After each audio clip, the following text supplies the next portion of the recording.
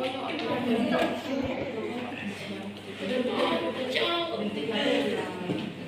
nama saya Sylvia. Saya dari Prodi D3 Kebidanan. Di sini saya akan menjelaskan tentang fisiologi sistem pencernaan. Nah, di sini saya akan menjelaskan terlebih dahulu tentang sistem pencernaan. Sistem pencernaan adalah proses menerima makanan, mengubahnya menjadi energi, dan mengeluarkan sisa proses tersebut. Di sini ada 6 organ utama dalam sistem pencernaan, yaitu di bedah mulut, kerongkongan, di lambung, usus halus, usus besar, dan anus. Saya terlebih dulu akan menjelaskan tentang mulut. Mulut adalah bagian tubuh yang berfungsi sebagai pintu masuk suatu makanan ke dalam tubuh manusia. Terdapat beberapa alat yang membantu dalam proses pencernaan makanan, di antaranya ada gigi, ada lidah, langit-langit, besi, tulang langit, pembuluh darah, dan saraf langit-langit, amandel, lidah, anak lidah, kelenjar air lidah. Dan di dalam rongga mulut ini makanan akan mengalami proses pencernaan secara mekanik dan kimiawi. Gigi terdapat beberapa macam, yaitu ada gigi seri dan gigi geraham. Dan ada juga gigi taring. Kalau gigi seri berfungsi untuk mematahkan makanan, sedangkan gigi taring berfungsi untuk mengoyak makanan, dan gigi geraham mengunyah makanan.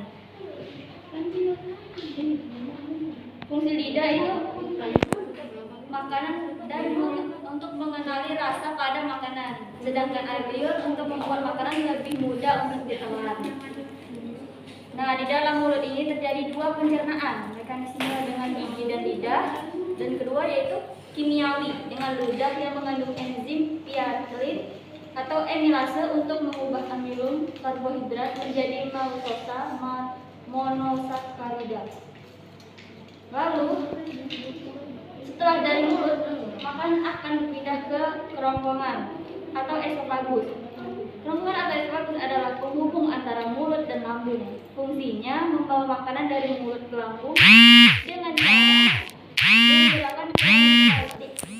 Ada 3 bagian kerongkongan, yaitu superior, dan yang kedua adalah bagian tengah yang terdiri dari campuran otot kerangka dan otot polos, dan yang ketiga adalah inferior yang terdiri dari otot polos. Setelah dari kerongkongan, makanan akan menuju ke lambung.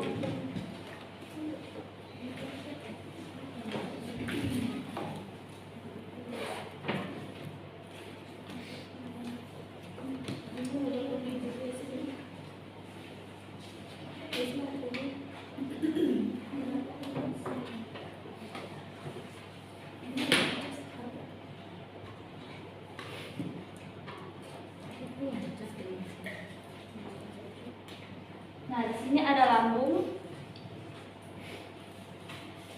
Lambung atau ventriculus, organ pencernaan yang berfungsi untuk mencerna berbagai zat makanan. Di dalam lambung ini terjadi pencernaan mekanik yang dilakukan oleh otot lambung yang berkontraksi dengan gerakan meremas dan menggiling. Dan ada kimiawi dengan menggunakan enzim pepsin, enzim renin, enzim lipase, dan asam lambung CHCl.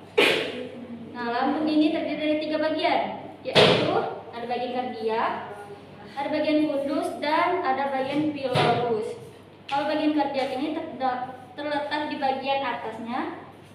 Nah, sedangkan bagian fundus ini terletak di bagian tengah dan membulat, sedangkan bagian pilorus ini terletak di bagian bawah lambung.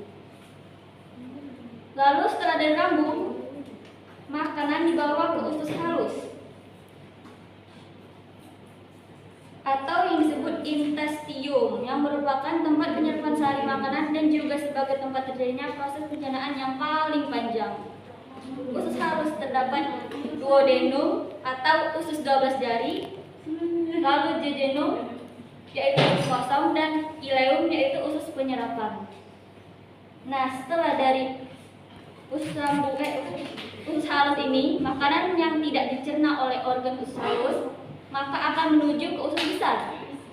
Pada usus besar ini juga terdapat bakteri yang bernama Escherichia coli yang membantu proses pembusukan. Bakteri ini menghasilkan vitamin K. Pada usus besar terjadi penyerapan air dengan jumlah terbesar daripada organ lain. Strukturnya terdiri dari usus buntu, kolon AC accedens, colon transversum, dan rectum. Nah, setelah dari usus besar ini, makanan yang sudah diproses yang setelah menghasilkan pembusukan akan disimpan di dalam rektum. Nah, sensor di sana akan mengirim sinyal ke otak untuk memutuskan apakah akan dikeluarkan atau tidak. Setelah itu akan dikeluarkan melalui anus. Anus adalah penghubung antara rektum dengan lingkaran luar tubuh. Di anus terdapat otot sphincter yang berfungsi untuk membuka dan menutup anus. Fungsi anus ini yaitu sebagai alat pembuangan proses melalui proses defeksi, yaitu buang air besar. Terima kasih, itu penjelasan dari saya. Jika ada salah saya mohon maaf dan sampai jumpa.